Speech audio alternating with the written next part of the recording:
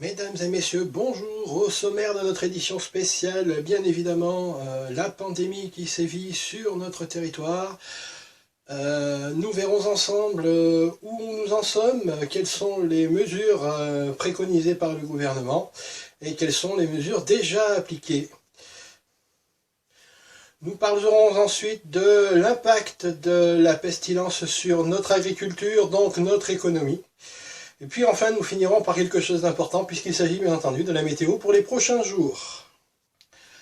Mesdames et messieurs, bonjour. Et ici Jean, c'est pas grand-chose, en direct des studios pour une édition spéciale. Donc, la pandémie court toujours, bien évidemment. À l'heure actuelle, nous pouvons vous communiquer un bilan provisoire d'environ 1 millier de morts, avec peu de précision.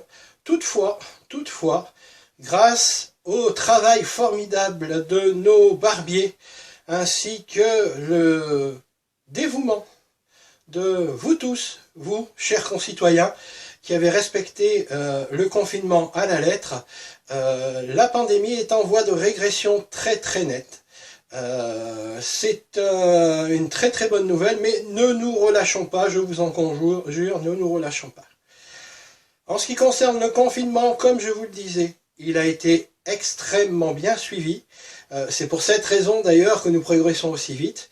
Et nos barbiers, ainsi que nos forgerons, nos artisans du cuir ont fait un travail absolument merveilleux et ont permis d'équiper nos armées de masques et de gants, afin de se libérer des contraintes de ce virus qui terrassait nos armées. J'ai donc un exemplaire ici des masques qui ont été distribués à nos armées, vous voyez, avec visière amovible. Donc le virus ne passe plus, ce qui va permettre à nos soldats de se déplacer dans le territoire en toute sécurité. Nous avons également des gants, puisque nous savons que le virus propage également par contact. Donc toutes nos armées sont d'ores et déjà équipées de tout ce matériel, ce qui leur permettra d'arriver au combat en toute sérénité. Mes chers citoyens, sachez également que la population civile n'est pas en reste, puisque des modèles beaucoup plus légers, bien évidemment, comme ceci, faits par nos merveilleux artisans du cuir, vont vous être distribués très prochainement par la milice, ce qui nous permettra, dès lundi, une fois que tout le monde sera équipé, d'être enfin en possibilité de sortir de chez nous. C'est une nouvelle absolument fantastique, mais attention, méfiez-vous, ne sortez pas sans vos masques. Vous êtes en danger de mort si vous le faites. D'ailleurs, la milice qui d'un côté vous distribuera ce matériel, veillera également à ce que vous le portiez. En ce qui concerne l'agriculture, mais attendez, oui, j'ai une communication spéciale, il semble qu'il va y avoir, nous allons laisser l'antenne au palais où une conférence de presse a été organisée à la hâte par le porte-parole du gouvernement. Je vous retrouve juste après ces images.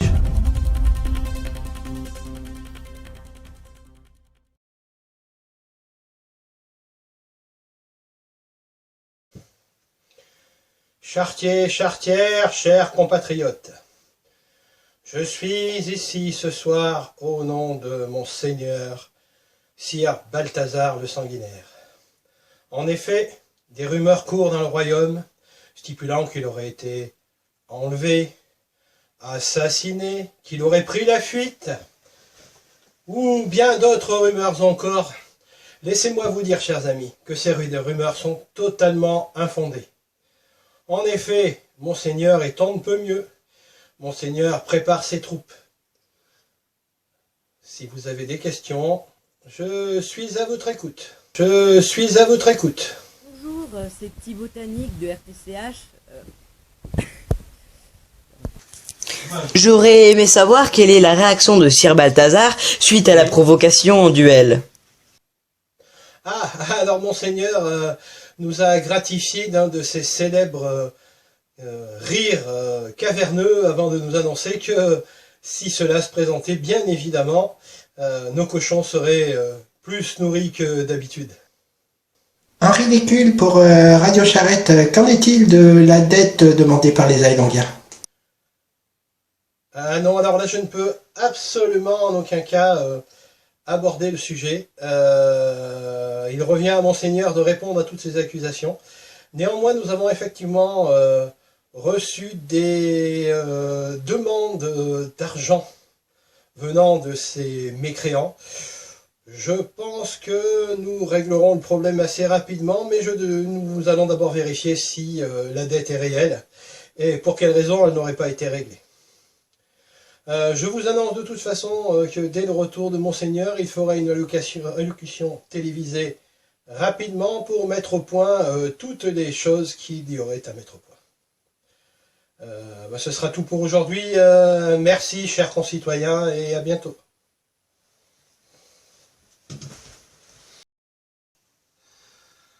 Mes chers concitoyens, nous revoici de retour au studio. Eh bien, cette communication extrêmement rassurante qui fait face aux rumeurs qui couraient au cours du royaume font chaud au cœur. En effet, il semble que Monseigneur... Ah, attendez... Oui, donc vous allez apercevoir derrière moi des images justement de Monseigneur en un lieu que je ne peux vous divulguer bien sûr par sécurité, qui est en train de faire le tour de ses troupes. Donc comme vous pouvez le constater, il est en pleine forme, en pleine possession de ses moyens, et pas aucune crainte à craindre pour le trône et la pérennité du gouvernement.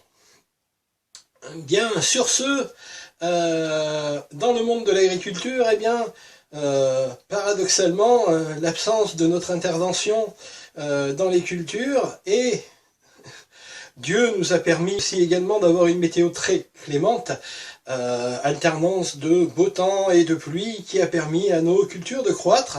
Et on nous annonce cette année une récolte record dans tous les domaines. Les cerises commencent déjà à être rouges, les figues commencent à être savoureuses et les céréales poussent à grands pas. On nous annonce même que grâce au soleil actuel, peut-être même les vendanges pour notre délicieux vin commenceront certainement cette année au mois d'août, ce qui est absolument exceptionnel. Venons-en maintenant à la météo. Eh bien écoutez, quoi vous dire de plus, sinon que on va continuer ainsi, avec une alternance de légères ondées pour arroser nos terres, et d'un magnifique soleil, ce qui tombe super bien, puisque nous allons bien entendu pouvoir de nouveau nous promener dans notre belle campagne. C'était J'en sais un peu plus, de direct des studios, et je rends l'antenne à vous les studios. Merci de nous avoir suivis, et à bientôt pour une prochaine édition.